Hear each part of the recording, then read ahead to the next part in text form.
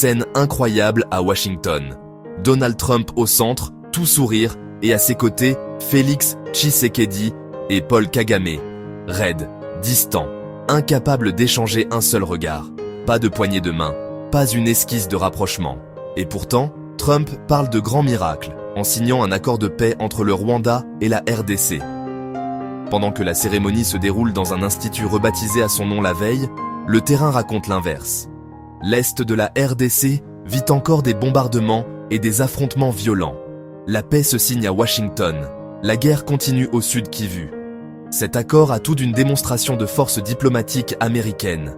Réception privée à la Maison-Blanche, caméras partout, mise en scène millimétrée. Trump insiste sur son rôle, promet que Kagame et Tshisekedi vont devenir proches, et affirme même que tout le monde va gagner beaucoup d'argent.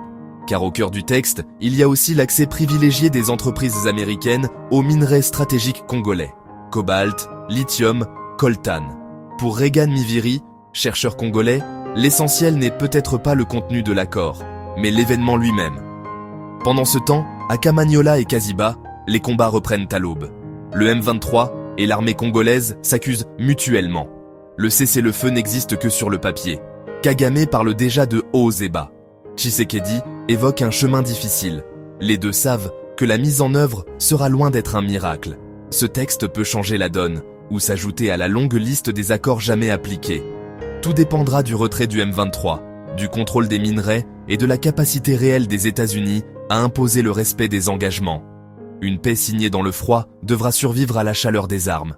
Si ce genre d'histoire t'intéresse, abonne-toi. On parle du Maroc et du monde, sans filtre. Gap 55